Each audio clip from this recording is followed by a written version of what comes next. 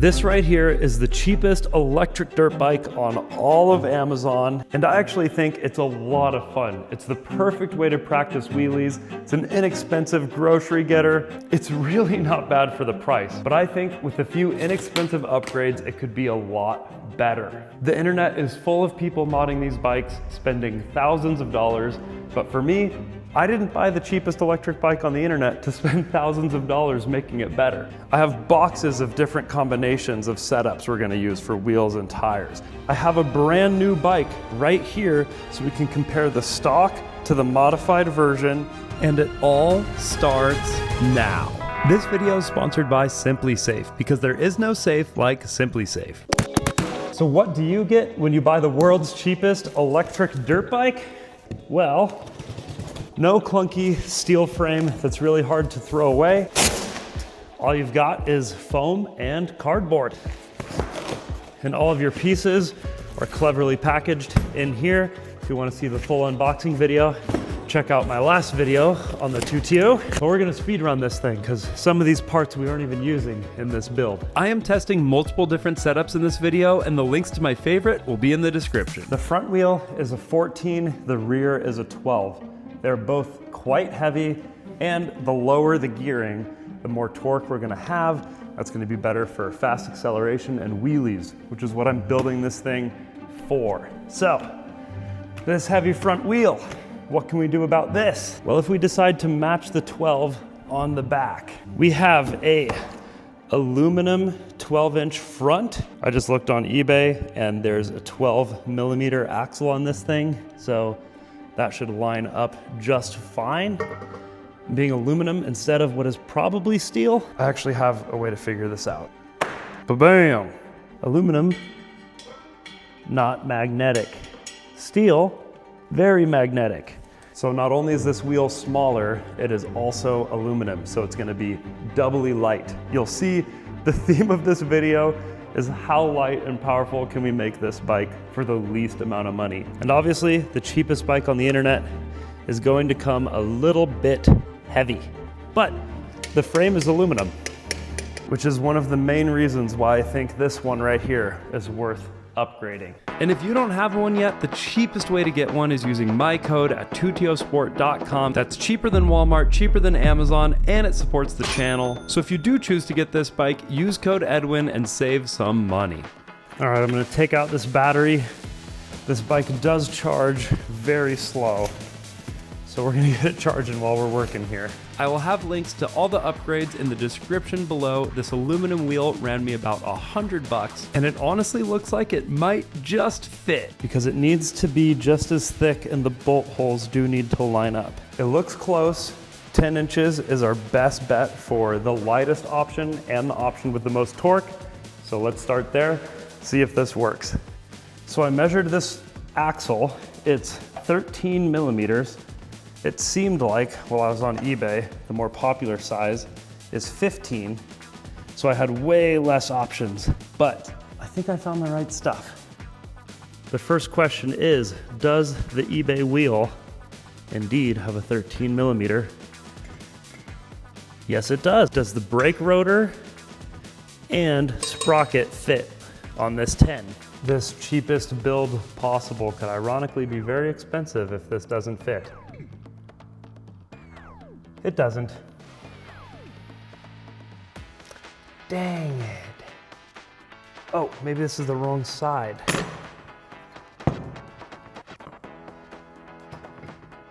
Ooh, okay. So far, so good.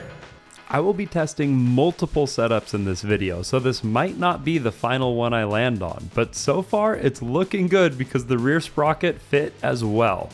Without a tire on, looks absolutely ridiculous, but totally fits before even getting past the edge of the rim. Outside hub to outside hub is just over 5 inches. Seems pretty dang close, but it has to be perfect. So let's just put it in the bike and see. Oh, I think it's perfect.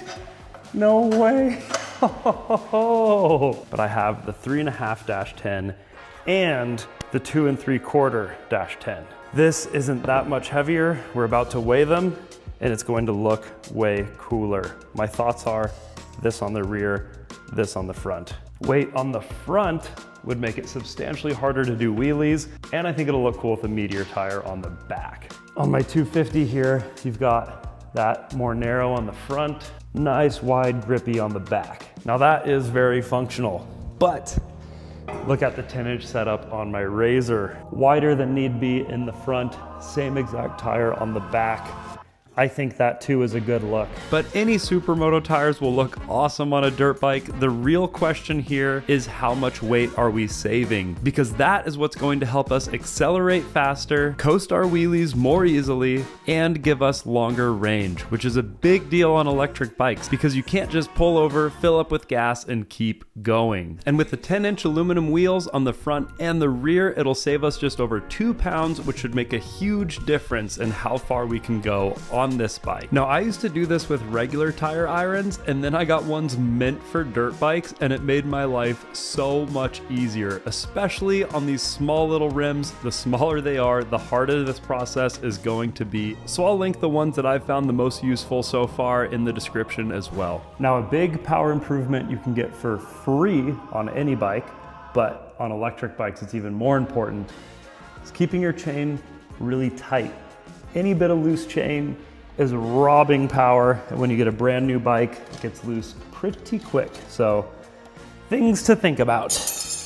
Look at that.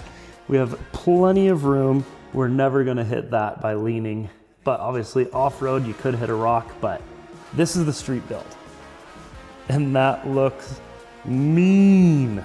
And for gear reduction, we're going from about 19 inches to even fully inflated 17 at the max. That's a 10.5% reduction, which isn't huge, but for such a low powered bike, I bet it'll be noticeable.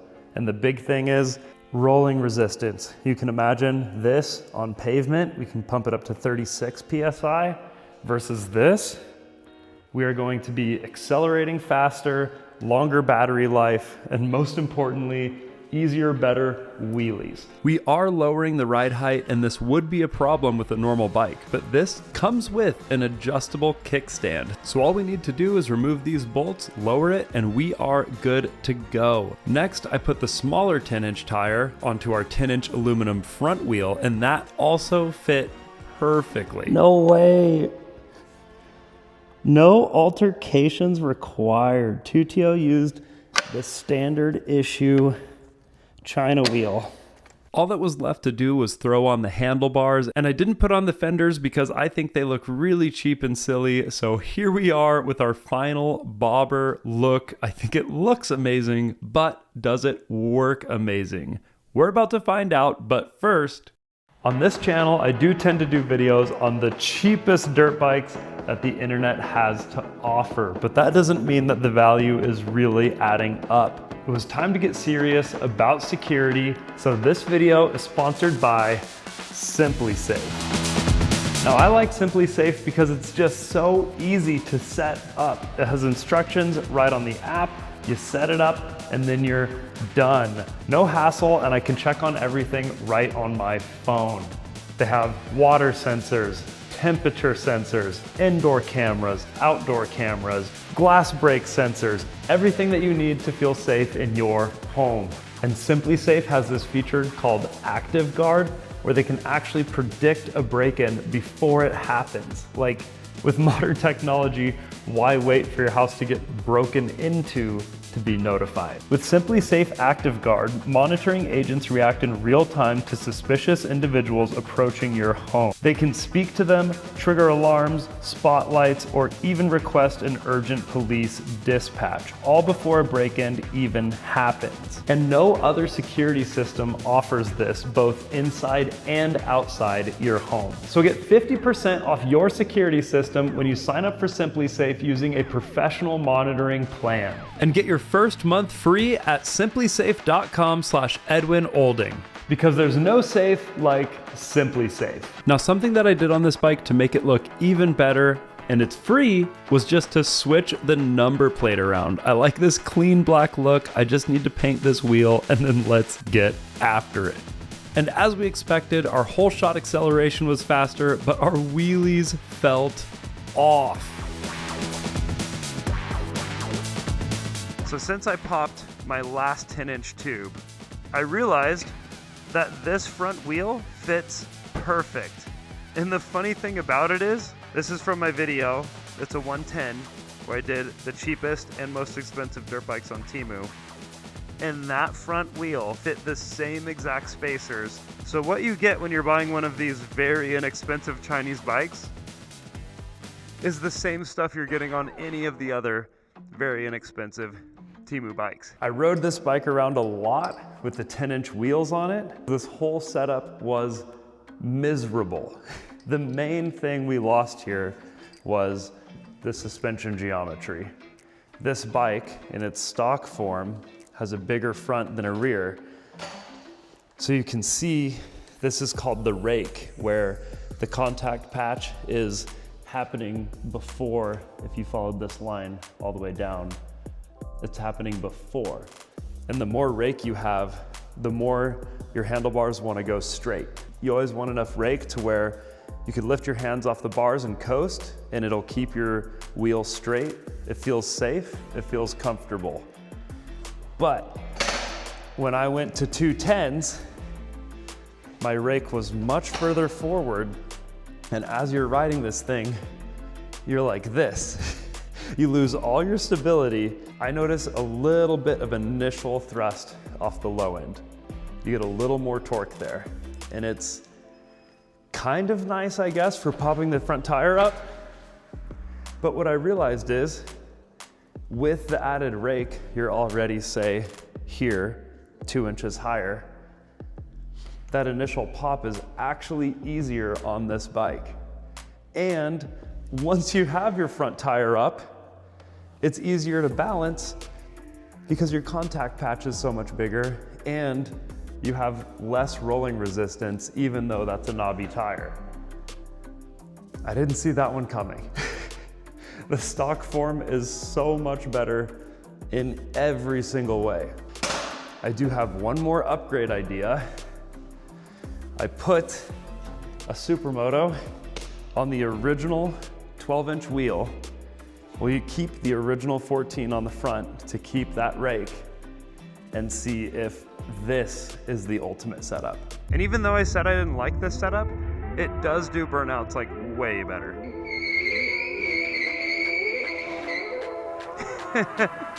Which still isn't very good, but I just like that so much more. So I'm obviously very happy with the stock setup, but can we take it to the absolute next level with something as simple as this $48 12-inch tire on the factory wheel? Let's go for a ride with both the stock bike and this bike and find out. Oh yeah, that's the stuff.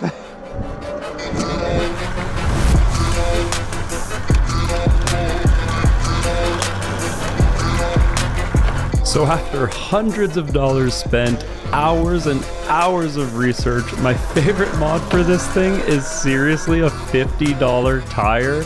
Pair this with a Supermoto up front and it's by far my favorite upgrade in this video. Of course, we're going to get to that Bluetooth dongle to change your tune that everyone talks about, but we're going to do that at the end of this video because honestly, these tires make such a bigger difference.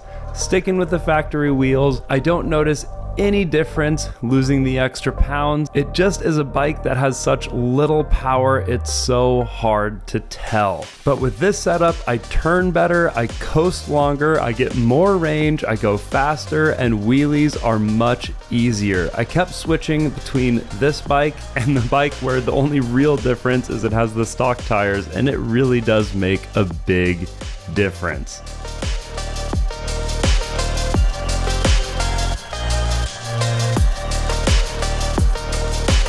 But it wasn't until we raced up this hill that I realized how big of a difference this tire makes. We had the same amount of battery and very similar amount of weight, full throttle up this hill, and this happened. And there we are, full throttle, uphill, 20, 23, 24, 26. The claimed 40 miles an hour or whatever, I think is maybe a little far-fetched on the website. I think 35 with my weight is about all you're gonna get out of this thing.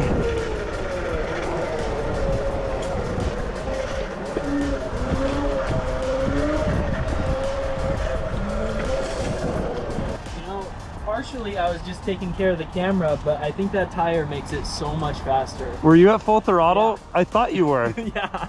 That's interesting. Yeah, you were so far ahead of me. Yeah, I mean, if you think of how much more rolling resistance that has, like, it makes a big difference. Yeah, totally. And I'd be willing to bet I weigh more than you too. Yeah. Wow. I bought all this stuff, tried all these different things, and the $60 tire is what is my favorite of all of them. Oh, and here we are on the gravel, and I mean, look, full throttle, dump the throttle, do a wheelie, not breaking traction. I mean, if you're not in the mud or hill climbing, there's just not enough power for you to need more traction than this off-road.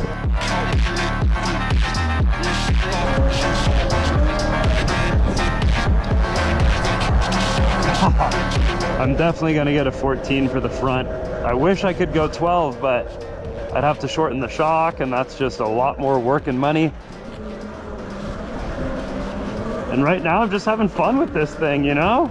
My Bluetooth dongle was taking so long to ship. Here I was thinking I had to end the video here, just talking about hypothetically what it could do. But then at the very last minute, it arrived, and my good camera was in a bus on top of a mountain because I'm giving away this truck in 2 days. So I grabbed this old thing, whipped my wife's car to the garage, and set everything up. Shouts out to this homie. He's the only one that actually shows how to use the app when tuning this thing. And I used these settings that I found in the 2TO Facebook group and put it to the test. First, a cruise with my tuned bike, and then another set with the stock 2TO, and I was very underwhelmed. For torque, I'm giving it a 2 out of 10. Can't tell the difference. Listen to this. Sport mode, full throttle. Gets up to top speed really quick, and then it planes out. Won't let it get any more. Our tuned bike.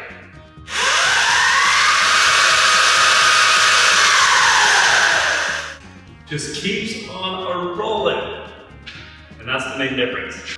I was really hoping to get more acceleration and torque out of this thing, but the added top speed is a cool feature and probably worth the money if you're trying to go faster than 35. Quick rant for the end of the video. Let's see if I can't wheelie to this highway. But anyways, why did I think that this little Bluetooth adapter was going to be such a game changer and bring me all this power? I really wondered why I had that impression. So I went back and looked at some of the content I was seeing online about this, and there it was.